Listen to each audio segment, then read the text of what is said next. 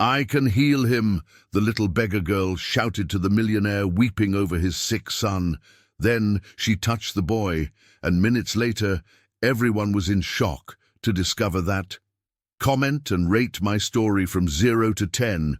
Your opinion is very important, and subscribe to my channel to support my work. I'm counting on your help. The scream echoed through the streets of the historic town like a blade cutting through the afternoon silence. The 52-year-old millionaire nearly dropped his coffee cup as he backed away from the window of his luxury condo. It was always at the same time, always with the same desperate intensity that made his chest tighten in a way he couldn't explain. For 3 weeks straight, that sound had been coming from the old Victorian house across the street, a faded yellow 2-story building with peeling blue window frames that contrasted sharply with the elegance of the modern high-rise where he lived. As the owner of one of the largest construction companies in the region, he was used to solving complex problems and managing a fortune that included investments in stocks and various securities. But he preferred to stay away from other people's dramas, especially after 5 years living alone. Since he lost his wife on a rainy night, he preferred not to remember. Loneliness had become his companion, and he had learned to ignore anything that could disturb the meticulously constructed routine he used to keep the pain at bay. Across the street, inside the Victorian house, the 4-year-old girl huddled in the corner of the kitchen, her young years insufficient to understand why her aunt hated her so much.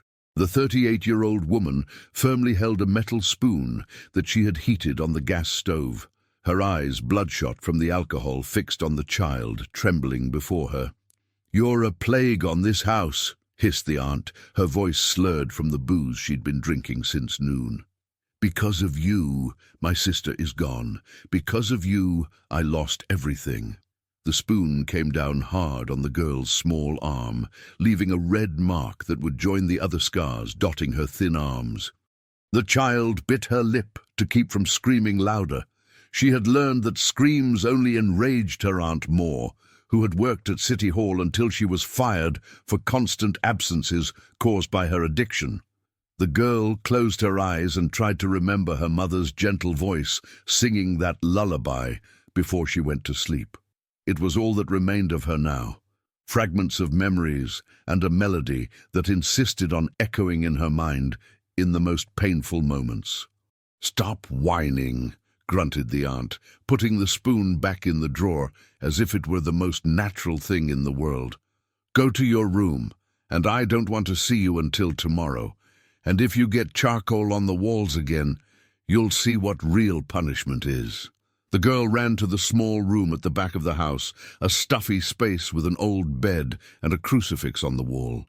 There she curled up in the thin sheet and began to hum her mother's lullaby, softly, the only thing that still comforted her. She didn't know that, across the street, someone had finally paid attention to that melody. The millionaire stopped reviewing contracts when he heard the faint but distinct sound. He knew that song. His wife used to sing it when she cooked, a folk song that spoke of free birds. But where was it coming from? He approached the window again, his eyes scanning the facade of the Victorian house. One of the back windows was ajar, and from there came that childlike voice, trembling but persistent. For the first time in 3 weeks, he felt something other than simple annoyance. There was something in that voice that struck a sensitive chord in his chest, something that reminded him of responsibilities long buried under layers of work and isolation. His fortune, built through years of obsessive dedication to business, had become a barrier between him and the real world. Next door to the Victorian house, the 61-year-old retired teacher watered her begonias when she heard the girls singing. Unlike the businessman, she could no longer ignore the signs. During her 40 years of teaching, she had developed a sixth sense for children in distress. And that voice carried a pain that made her heart ache. The teacher dried her hands on her apron and made a decision. The following morning, she would pay a courtesy visit to her neighbor. It had been a long time since she had properly talked to the girl's aunt, and perhaps it was time to get to know the little one better. The millionaire remained at the window, an uncomfortable feeling growing in his chest. The music had stopped, but something in those few minutes had awakened memories he preferred to keep dormant. Memories of a former employee who had abruptly resigned 5 years ago, a few months before the accident. She was a kind woman, always humming while she organized the construction company's files. Then, suddenly, she had simply disappeared from his life, leaving only a formal resignation letter and many unanswered questions. He had never thought of her again until he heard that familiar song echoing from a house where a child seemed to be suffering in silence. The sun began to set over the mountains as the girl finally fell asleep, exhausted by pain and fear. Across the street, the businessman closed the curtains and tried to return to work, but he couldn't concentrate. Something had changed that afternoon, something he didn't yet fully understand. For the first time in years, he felt it might be time to pay attention to what was happening beyond his own windows. Night fell on the historic town, but the echo of that childlike song continued to resonate in the mind of a man who had spent 5 years running away from his responsibilities, and in the heart of a retired teacher who had never been able to ignore the suffering of a child. The following morning brought the aroma of fresh bread from the local bakeries and the typical bustle of the historic town, waking up for another day. The retired teacher put on her best floral dress and carefully combed her grey hair with extra care. There was something in that child's voice that wouldn't leave her alone, an echo of hopelessness she recognized from her years as an educator.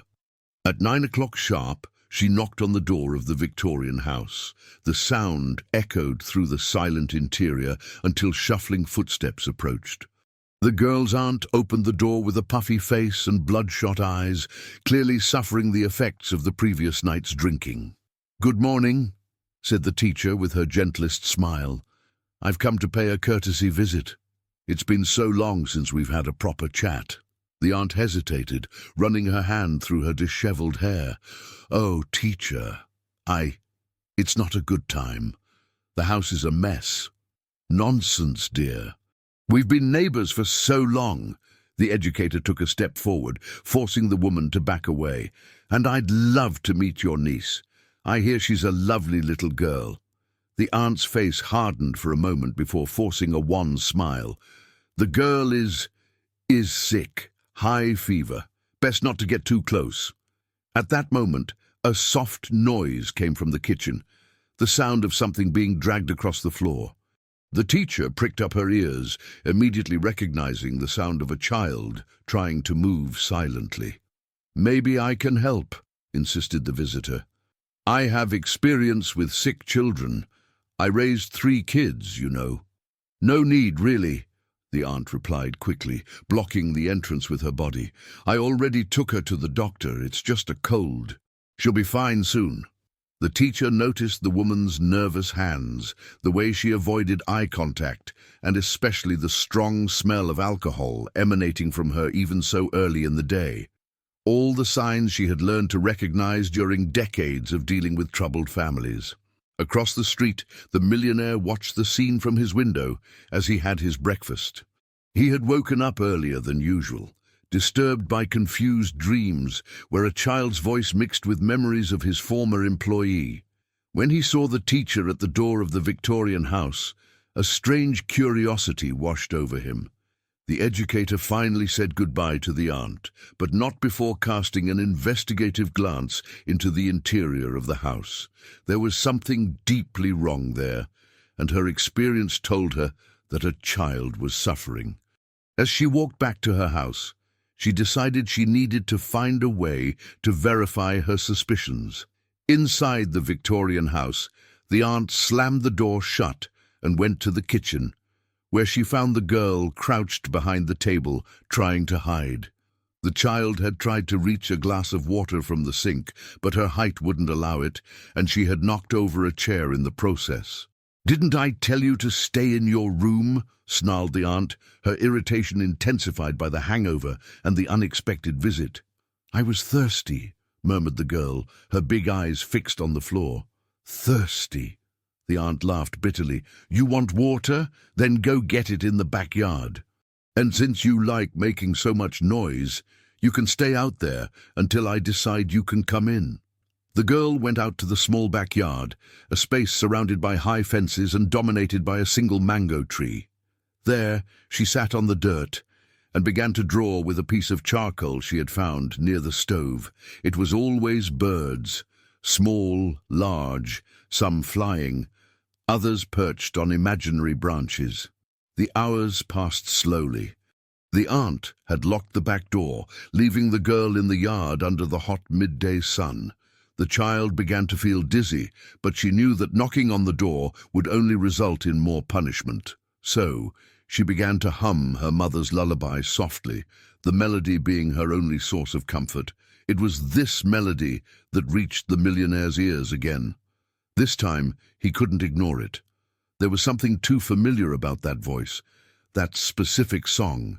He picked up his cell phone and, almost without thinking, began to record. He didn't know exactly why, but an instinct told him he might need that evidence. As he recorded, fragments of memories began to fit together in his mind. His former employee used to hum that same song while working, the woman who had been an exemplary employee until she disappeared abruptly. The woman who always spoke fondly about her little daughter.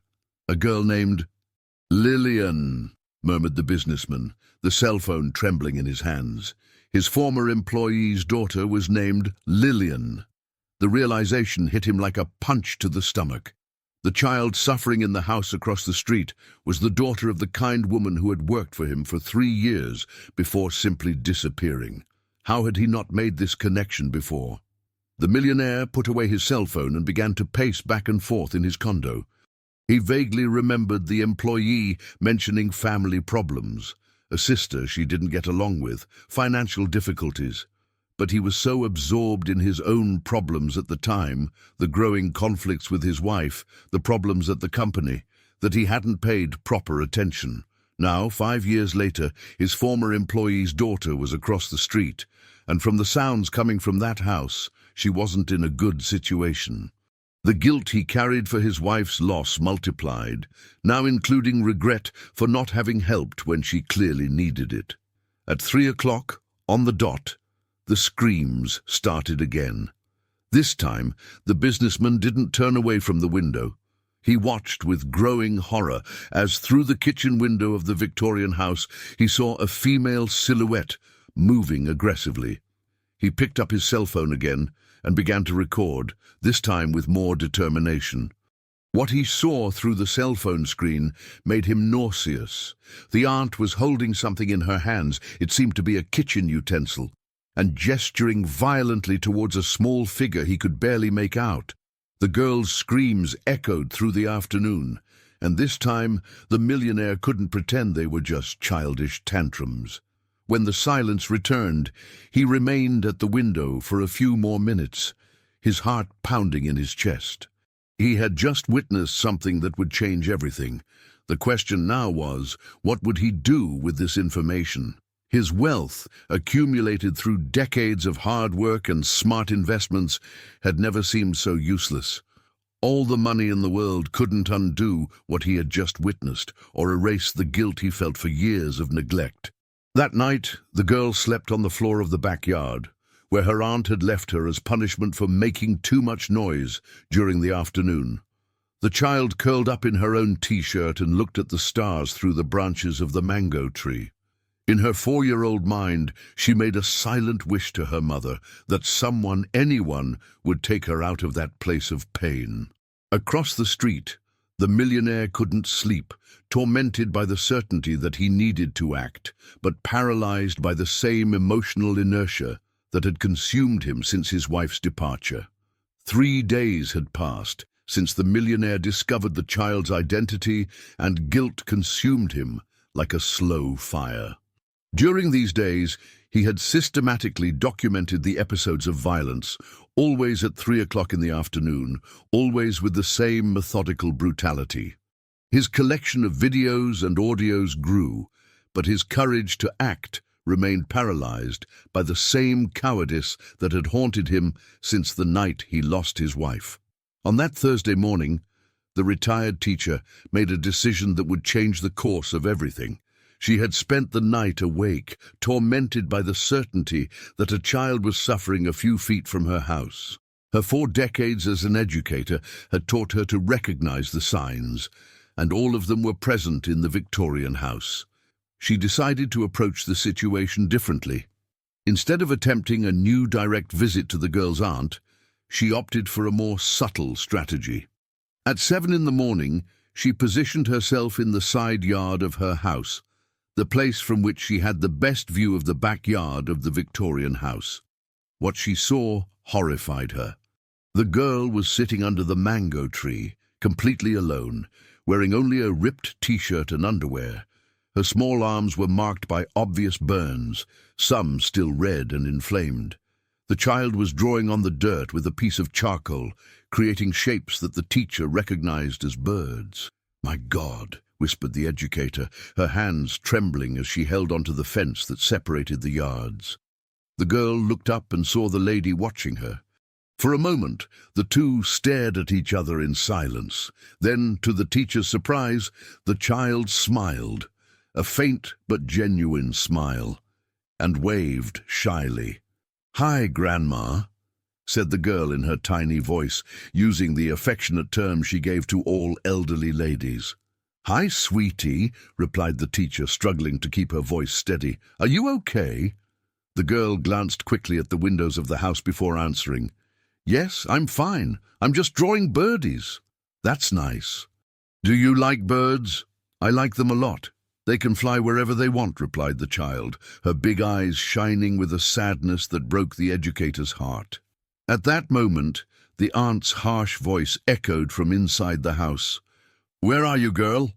The terror that instantly took over the child's face said everything the teacher needed to know. The girl got up quickly, wiped her hands on her t-shirt, and ran inside the house, but not before looking one more time at the lady with an expression that screamed for help. The teacher remained in the yard for a few more minutes, processing what she had seen. The burns, the fear, the way the child reacted to the aunt's voice. Everything confirmed her worst fears. She could no longer pretend she didn't know what was happening. Across the street, the millionaire had witnessed the entire interaction. Through his window he could see the yard partially, and the sight of the marks on the girl's arms made him nauseous. For the first time in 5 years, he felt genuine fury burning in his chest. His former employee had trusted him in some way, even if indirectly, even if he didn't know it at the time. She had left her daughter in the care of a family that lived in the same town where he lived. And now that child was being tortured while he watched from his comfortable condo, paralyzed by his own cowardice. At 11 o'clock, the teacher made a courageous decision. She put on her best business attire, took a tray of homemade cookies she had prepared as a pretext, and headed back to the Victorian house. This time, she would not take no for an answer. The aunt answered the door reluctantly, clearly irritated by the neighbor's insistence. "Teacher, I already told you it's not a good time." "Honey, I brought some cookies I made yesterday," interrupted the educator firmly, "and I insist on getting to know the little one better. As long-time neighbors, it's our duty to support each other." Before the aunt could protest, the teacher had already entered the house, using all the authority that decades of classroom experience had given her. The interior of the Victorian house was dark and smelled of mildew mixed with alcohol. Old and poorly maintained furniture occupied the living room, and there was a heavy atmosphere that made the air seem difficult to breathe. "The girl is sleeping," lied the aunt, blocking the way to the back of the house. "What a pity." "Maybe another time then," said the teacher, but her experienced eyes had already catalogued several disturbing details. Dark stains on the kitchen floor that seemed to have been poorly cleaned, a metal spoon left on the stove, and most importantly, small charcoal drawings on the walls that had clearly been made by a child. At that moment, a low sound came from the direction of the kitchen, a muffled sob, almost imperceptible. Both women froze. The silence that followed was tense and revealing. "It must be the neighbor's cat," said the aunt quickly, but her voice trembled slightly. The teacher smiled and nodded, but had decided she had already seen enough. "Well, I'll let you rest then. But remember that I'm always right next door if you need anything at all." The educator's tone made it clear that it wasn't just a casual offer of help. It was a subtle but direct warning. After the teacher left, the aunt slammed the door shut and went to the kitchen, where she found the girl huddled behind the gas stove, trying to hide. The child had cried upon hearing the neighbor's gentle voice, remembering the kindness she had once known. "You were making noise," accused the aunt, her eyes already gleaming with familiar fury. "No, Auntie, I didn't make noise," protested the girl, but her small voice sounded weak even to her. The aunt took the metal spoon that was on the stove and placed it directly in the flame. The girl recognized the ritual and began to tremble. She knew what was coming next. "You want to get attention, don't you?" hissed the aunt as the spoon heated up. "You want the neighbors to come here asking questions? You think I don't know how to take care of you?" Across the street, the millionaire had positioned his cell phone at the window and was recording again. This time, he managed to capture not only the sounds, but also partial images through the kitchen window. What he saw made him make a decision that would change everything. He could no longer be just a silent observer. His former employee had been a good person, a dedicated employee who always spoke of her daughter with love. That child was his responsibility now, whether he wanted it or not. While the girl suffered another episode of systematic torture, the businessman made a call he hadn't made in months. He called his personal attorney, an old college buddy. "Robert, I need your help with a delicate situation," he said, watching through the window as the child's screams echoed through the afternoon. "It's about a child, and I think it may be a matter of life." The silence on the other end of the line was brief, but significant. "Demetrius, are you serious?" "What kind of situation?" "Child abuse. I have evidence, and there's a personal connection that I can't ignore anymore." For years, the millionaire had used his fortune to isolate himself from the world, building a financial empire that included investments in various funds and even cryptocurrencies, but that had never served a truly important purpose. Now, for the first time, he felt that his money and influence could make a real difference in someone's life. "I'm coming over there now," said Robert. "Don't do anything until I get there. We need to handle this the right way." That night, after the aunt fell asleep drunk on the living room couch, the girl managed to sneak out to the backyard.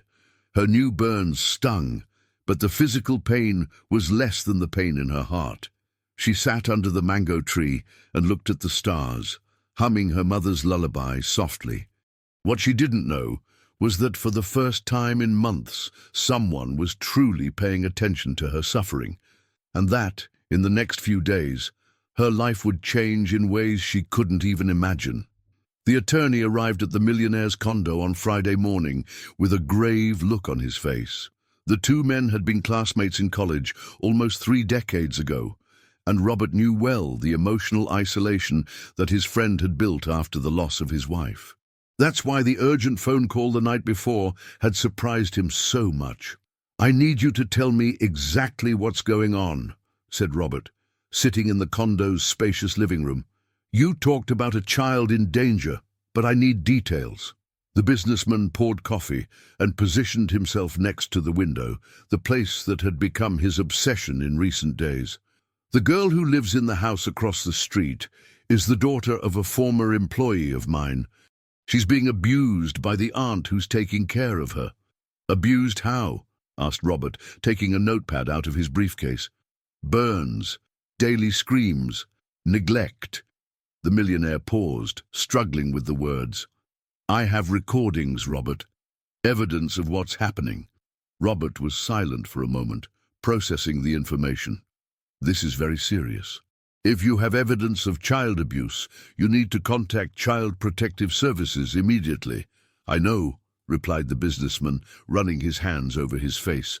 But there's something else. The girl's mother worked for me for 3 years. She quit abruptly in 2019, a few months before the accident. I never understood why, but now you feel responsible, completed Robert, understanding the emotional complexity of the situation. The millionaire nodded. If I had paid more attention at the time, maybe I could have helped. Maybe she wouldn't have needed to leave her daughter with that woman. At that moment, the familiar sound of screams echoed from the house across the street, even though it was only 9 in the morning. Both men turned to the window, and Robert could see the look of anguish on his friend's face. "Does this happen every day?" he asked, horrified. "At 3 o'clock, religiously." "But sometimes, at other times too," replied the businessman, picking up his cell phone. "Want to see the recordings?" Robert watched the videos in growing silence, his face paling with each scene. As an attorney specializing in family law, he had seen many cases of child abuse, but something about the systematization of that violence disturbed him deeply. "We can't wait any longer. I need you to give me all these recordings today. I'm going to contact Child Protective Services and the district attorney's office. This child needs to be removed from that house immediately." While the two men planned the intervention, across the street, the girl lived another day of terror. The aunt had woken up with a particularly severe hangover and discovered that there was no more alcohol in the house. Her irritation multiplied when she found new drawings of birds that the child had made on the kitchen wall during the early morning. "How many times do I have to tell you not to dirty the walls?" yelled the aunt, grabbing the girl by the arm hard enough to leave marks. "You're a plague, a curse on this house," the child tried to explain, to say that she had dreamed of her mother and that the drawings made her feel less alone, but the words were lost in sobs. At 4 years old, she still didn't fully understand why her aunt hated her so much, why each day brought new pain. "You're going to be locked in the room until I decide what to do with you," continued the aunt, pushing the girl down the hall. "And if I hear a single noise, you're going to experience a punishment you've never experienced before." The room where the girl was locked was small and stuffy, with only a high window that she couldn't reach. There, she curled up in the corner and began to hum her mother's lullaby softly, the melody being her only source of comfort in a world that seemed to have forgotten that she existed. It was that lullaby that the retired teacher heard when she passed by the house on her way to the grocery store. The educator had spent the entire night thinking about the conversation with the girl in the yard, the marks she had seen on the child's arms, the atmosphere of fear that permeated that house. The teacher stopped in front of the gate and listened. The girl's voice was weak, but filled with a sadness that broke the educator's heart. At that moment, she made a decision that would change everything. Instead of going to the grocery store, she headed directly to the historic downtown area where the small office of Child Protective Services was located. She knew the caseworker well, a former student of hers who had dedicated herself to the protection of vulnerable children. "And I need to talk to you about a very serious situation," said the teacher, entering the office without ceremony. The caseworker looked up from the papers she was analyzing. "Teacher, it's good to see you. What brings you here today?" "A child in danger. My neighbor. I'm sure she's being abused." The caseworker straightened up in her chair, her expression becoming immediately serious. During her 5 years at Child Protective Services, she had learned to recognize when a complaint was serious, and the teacher was not the type of person to make frivolous accusations. "Tell me everything," said Anne, picking up a complaint form. While the teacher recounted her observations on the other side of town, Robert was in a similar meeting at the district attorney's office. The prosecutor listened attentively as Robert presented the evidence collected by the millionaire. "This is compelling evidence," said the prosecutor, examining the videos on Robert's cell phone. I'm going to order an immediate investigation and request the removal of the child from the family environment." "How long will this take?" asked Robert, worried. "With this evidence, we can act today," replied the prosecutor. "I'm going to contact Child Protective Services now." That's how, by a coincidence that would change the girl's destiny, two simultaneous complaints reached Child Protective Services on the same morning. Anne was finishing writing down the teacher's account when her phone rang. "Child Protective Services, Anne speaking." "Anne, this is Prosecutor Lucas. I need you to make an urgent intervention in a house on historic Stone Street. We have evidence of serious child abuse." Anne paused, the pen suspended over the paper. "Is it number 127 by any chance? Yellow Victorian house?" "Exactly. How did you know?" "I just received a complaint about the same house," replied Anne, looking at the teacher with surprise. "Two independent sources. This confirms the seriousness of the situation." At 2 in the afternoon, a coordinated operation was being put together. Anne, accompanied by 2 social workers and a court officer, was heading to Stone Street. The teacher had offered to accompany the team, using her experience with traumatized children. The millionaire watched everything from his window, his heart pounding in his chest. Finally, after days of paralysis, he had managed to act. Robert was by his side, both witnessing the moment that would change the girl's life forever. "You did the right thing," said Robert, putting his hand on his friend's shoulder. "I hope it's not too late," replied the businessman, his eyes fixed on the team approaching the Victorian house. In the house, the aunt had gone out to buy alcohol, leaving the girl locked in the stuffy room. The child continued to hum softly, unaware that her life was about to change radically. When Anne knocked on the door of the Victorian house and received no response, she used her legal authority to enter the property. What they found inside surpassed even their worst expectations. A dirty and poorly maintained house, a strong smell of alcohol, and clear signs of neglect in every room. It was the teacher who first heard the weak voice coming from the room in the back. "Someone's here," she said, guiding the team down the hall. When they opened the door to the room and found the girl curled up in the corner, singing her sad song, everyone present felt a pang in their heart. The child looked up with big, frightened eyes, not understanding who these people were or what they wanted from her. "Hi, sweetie," said Anne, crouching down to get to the child's level. "My name is Anne. We're here to help you." The girl looked at the teacher, recognizing the kind lady who had talked to her in the yard. A glimmer of hope shone in her eyes, but it was quickly replaced by fear. "Auntie will be mad," she whispered. "You don't have to worry about that now," said the teacher, reaching out to the girl. "Let's get out of here, okay?" And so, after 8 months of silent suffering, the girl was finally removed from the house where she had known only pain and fear. Across the street, the millionaire watched from the window as the team left with the child, feeling for the first time in years that his wealth and influence had served a truly important purpose. In the following months, the girl was placed in the care of a foster family, specializing in traumatized children. The millionaire, moved by a sense of responsibility that had been dormant for years, became her legal guardian and ensured that she received all the necessary medical and psychological treatment. His fortune, once used only to fuel his own loneliness, now had a real purpose. The retired teacher became a constant presence in the girl's life, offering the maternal affection that had been lacking for so long. Slowly, the physical scars healed, and the emotional ones began to heal through much love and patience. 2 years later, on a sunny afternoon, the girl, now a healthy and smiling 6-year-old, played in the garden of the new house where she lived with her foster family.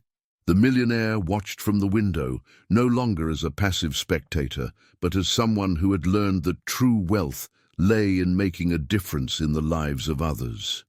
The lullaby her mother used to sing still echoed in his memory, but now accompanied by new melodies of hope and happiness.